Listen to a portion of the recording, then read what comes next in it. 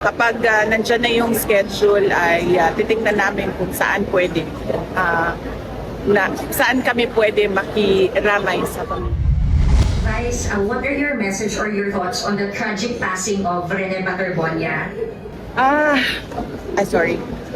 Unang-una nakakalungkot na ganun yung nangyari no sa isang estudyante at sa isang promising na athlete natin sa bansa.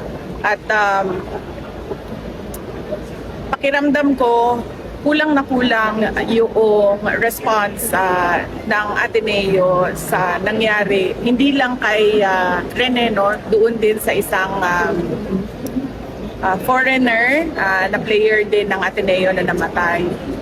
Dapat kasi sa mga ganyan na mga panahon ay nauuna yung pag-reach out nila sa pamilya at pagpapaintindi sa pamilya kung ano yung nangyari at ano yung mga kailangan nilang gawin, the family and the school. So pakiramdam ko ay malaki ang pagkukulang ng paaralan sa pagbigay suporta sa pamilya. Lalong-lalo na hindi ito ordinaryong pangyayari, no? Ito ay pagkamatay ng isang estudyante. Will you be joining the call for justice, ma'am? Of course, yes. Oo. As a lawyer,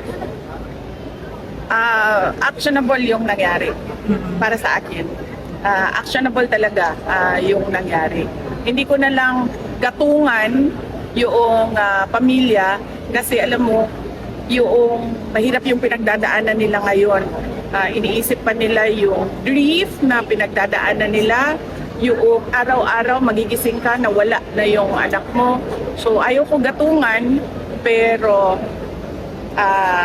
dapat sila pagkatapos ng lahat ng kanilang kailangan gawin para sa burol at pagpapalibing ng kanilang anak ay umupo sila at mag-isip kung ano yung dapat na gawin nila para magbigyan ng hustisya yung kanilang anak. Gawin nila, ibig ko sabihin, gawin nila legally at magkonsulta ng abogado. Bibisita ka, ma'am, sa ADU?